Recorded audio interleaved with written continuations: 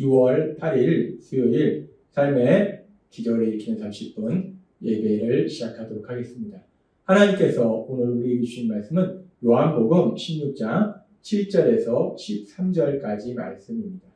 이 말씀 제가 봉독하도록 하겠습니다. 그러하나 내가 너희에게 실상을 말하노니 내가 떠나는 것이 너희에게 유익이라. 내가 떠나가지 아니하면 보혜사가 너희에게로 오시지 아니할 것이요 가면 내가 그를 너희에게로 보내리니 그가 와서 죄에 대하여 의에 대하여 심판에 대하여 세상을 책망하시리라. 죄에 대하여라 함은 그들이 나를 믿지 아니하며 의에 대하여라 함은 내가 아버지께로 가니 너희가 다시 나를 보지 못하며 심판에 대하여라 함은 이 세상의 임금이 심판을 받았습니다. 내가 아직도 너희에게 이를 것이 많으나 지금은 너희가 감당하지 못하리라. 그러나 진리의 성령이 오시면 그가 너희를 모든 진리 가운데로 인도하시리니 그가 스스로 말하지 않고 오직 들은 것을 말하며 장래의 일을 너희에게 알리시리라. 아멘. 오늘도 이 시간 하나님께서 우리에게 주신 말씀을 듣기 전에 잠시 기도하는 시간 갖도록 하겠습니다. 하나님 아버지 감사합니다. 오늘도 연약한 저희를 사랑하셔서 우리 하나님 친히 저희를 만나주시고 저에게 말씀해 주시니 감사합니다. 하나님 오늘도 저희의 마음의 문을 열어주셔서 하나님 아버지께서 주시는 그 귀한 말씀을 듣게 하시고 그 말씀을 믿게 하셔서 믿음을 통해서 담대히 세상을 살아가며 하나님의 기쁨이 되는 저희가 될 수 있도록 은혜 베풀어 주옵소서. 예수님의 이름으로 감사하며 기도드리옵나이다. 아멘.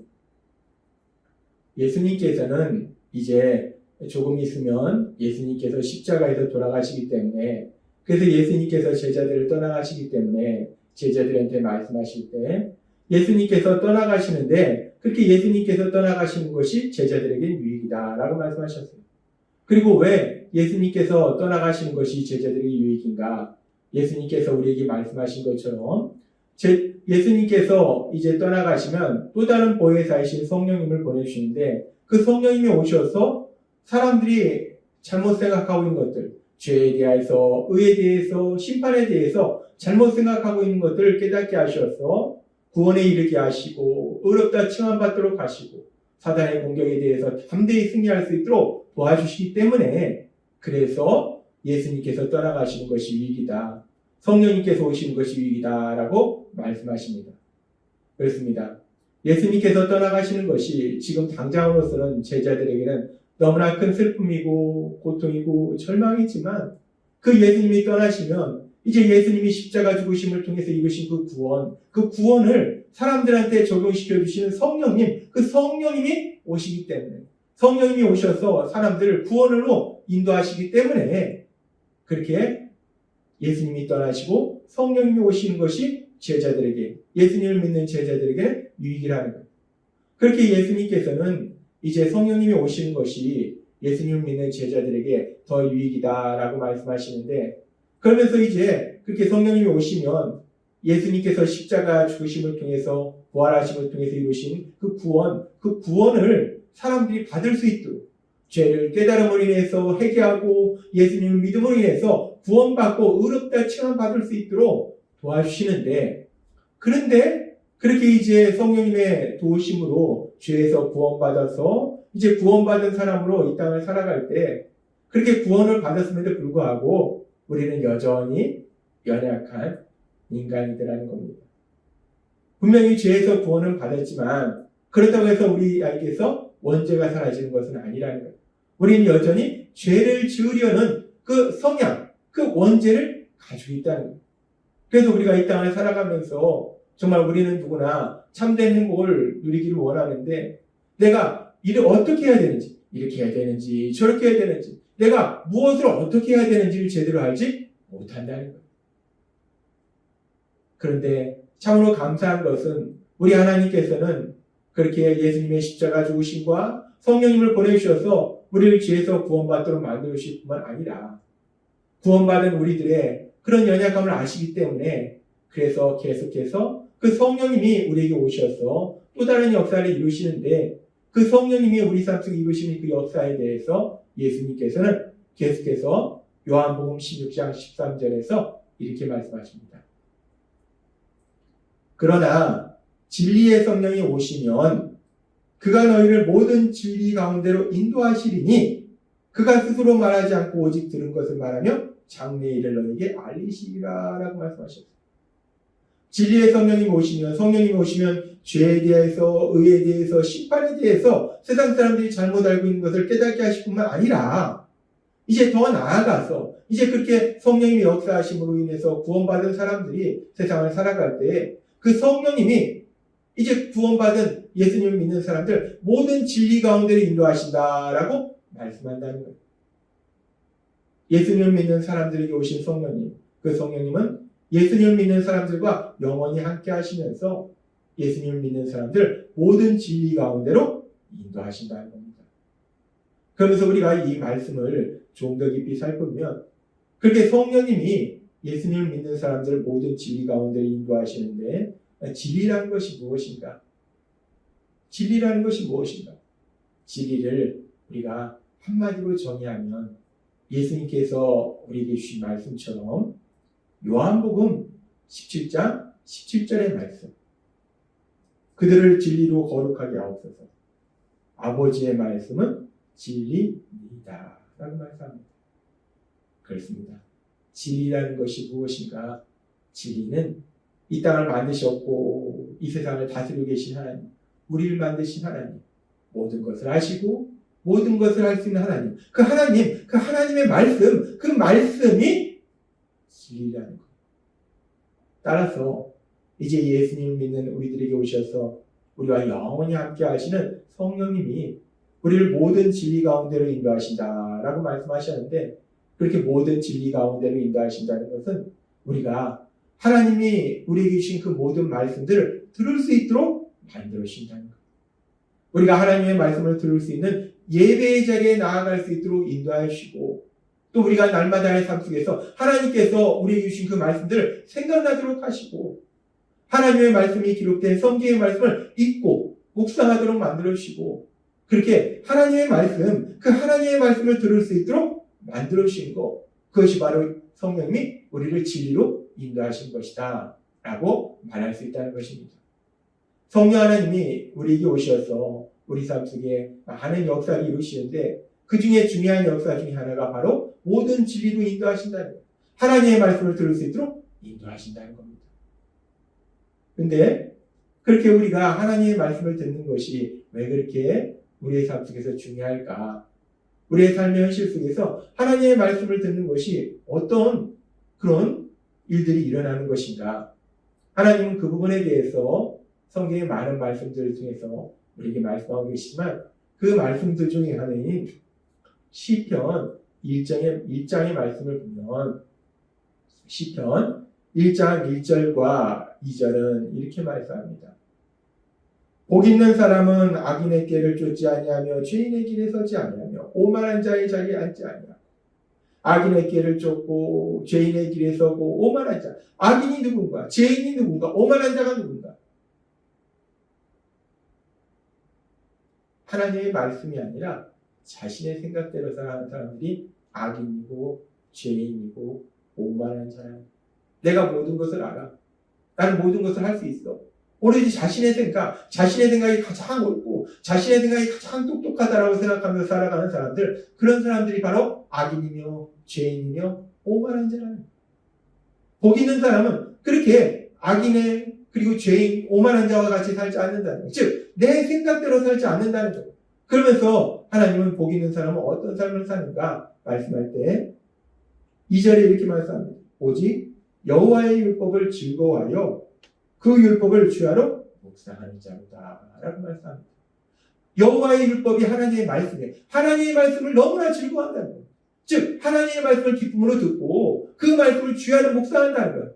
살아가면서 매 순간마다 하나님이 나에게 주신 그 말씀을 내 마음속에 생각한다는 거예요. 묵상한다는 거예요. 그 사람이 복 있는 사람이다 라고 말씀한다는 거예요. 그렇게 하나님의 말씀을 기쁨으로 듣고 그 말씀을 삶을 살아가면서 매 순간 묵상하는 사람, 생각하는 사람, 그리고 그 말씀을 실천하는 사람이 복 있는 사람인데, 그렇게 하나님의 말씀을 기쁨으로 듣고 그 말씀을 묵상하는 사람의 삶 속에 어떤 놀라운 역사가 일어나는지 계속해서 시편 1장 3절은 이렇게 말씀합니다. 저는 시냇가에 심은 나무가 시절을 쫓아 과실을 맺으며 그 잎사귀가 마르지 아니함 같으니 그 행사가 다 형통하리로다 라고 말씀합니다. 시냇가에 물가에 심은 나무는 항상 물이 공급되기 때문에 풍성한 잎을 맺고 풍성한 열매를 맺듯이 그렇게 하나님의 말씀을 기쁨으로 듣고 그 말씀을 주야로 묵상하는 사람, 늘 그 말씀을 생각하는 사람은 그렇게 물가에 심기운 나무처럼 그렇게 하는 모든 일들이 형통할 것이다. 잘 될 것이다. 그 일을 통해서 참된 기쁨과 행복을 누리게 될 것이다. 라고 말씀한다는 겁니다. 하나님의 말씀을 기쁨으로 듣고 그 말씀을 묵상하는 사람, 그렇게 하나님의 말씀을 기쁨으로 듣고 묵상하는 사람은 삶 속에 하는 모든 일들 속에서 하나님의 능력으로 역사하셔서 하나님이 하신 놀라운 역사들을 체험한다는 거예요. 그렇게 하나님의 말씀을 듣고 묵상하는 사람, 실천하는 사람이 그렇게 복을 받는다는 그런 말씀은 시편의 말씀뿐만 아니라 하나님께서 선택하신 민족 이스라엘 백성에게 주신 말씀 속에서도 하나님께서는 신명기 28장 1절부터 이렇게 말씀합니다. 너가 너 하나님 여호와의 말씀을 삼가 듣고 하나님의 말씀을 듣고 내가 오늘날 너에게 명하는 그 모든 명령을 지켜 행하면 하나님이 주신 그 말씀을 삶 속에 실천하면 너희 하나님 여호와께서 너를 세계 모든 민족 위에 뛰어나게 하실 것이라 라고 말씀합니다. 그리고 계속해서 너가 너 하나님 여호와의 말씀을 순종하며 하나님의 말씀을 듣고 그 말씀을 삶 속에 실천하면 이 모든 복이 내게 임하며 내게 미치리니 라고 말씀합니다. 그 모든 복이 어떤 복인가? 지금 보니까 3절부터 성읍에서도 복을 받고 틀에서도 복을 받을 것이며 사람이 많은 곳이나 적은 곳이나 어디서든지 복을 받는다는 거예요. 내 몸의 소생과 내 토지의 소산과 내 짐승의 새끼와 우양의 새끼가 복을 받을 것이며 너만 복을 받는 것이 아니라 너가 가장 사랑하는 너의 자녀들 하다못해 너 집의 가축까지 복을 받는다. 계속해서 말씀합니다. 5절과 6절은 이렇게 말씀합니다. 내 광주리와 떡반죽 그릇이 복을 받을 것이며 내가 들어와도 복을 받고 나가도 복을 받을 것이니라 라고 말씀합니다. 하나님의 말씀을 기쁨으로 듣고 그 말씀을 주야로 묵상하고 그 말씀을 실천하면 그러면 네 삶 속에 하나님께서 주시는 현실의 삶 속에 주신 그 모든 복을 마음껏 받게 될 것이다. 그래서 너가 참된 기쁨과 평안 속에서 참된 행복을 누리게 될 것이다 라고 말씀하신다는 겁니다. 그렇습니다. 우리가 하나님의 말씀을 기쁨으로 듣고 그 말씀을 주야로 묵상하고 그 말씀을 삶 속에 실천할 때 우리는 참된 행복을 누리게 된다는 것. 사람들은 누구나 참된 행복을 누리기를 간절히 소망합니다. 그래서 그 참된 행복을 누리기 위해서 자신 나름대로 생각으로 자신 나름대로 이런 일도 열심히 하고 저런 일도 열심히 하고 자신의 생각대로 열심히 해보지만 그러나 하나님께서 우리에게 주신 말씀처럼 그 모든 것이 헛되다는 거예요. 헛되고 헛되다는 그 전도서의 말씀처럼 헛되다는 거예요. 아무리 자신의 생각대로 이렇게 해보고 저렇게 봐도 참된 행복을 누리지 못한다는 거예요. 참된 행복을 손에 쥐지 못한다는 거예요. 무엇을 어떻게 해야지 참된 행복된 삶을 사는지를 모른다는 겁니다. 그래서 하나님께서는 이제 성령님의 역사하심을 위해서 죄에서 구원받은 우리들이 이제 이 땅을 살아갈 때 하나님께서 주신 그 참된 행복을 누릴 수 있도록 도와주시기 위해서 오늘 우리에게 주신 말씀처럼 요한복음 16장 13절의 말씀처럼 그러나 진리의 성령이 오시면 그가 너희를 모든 진리 가운데로 인도하시리니 라고 말씀한다.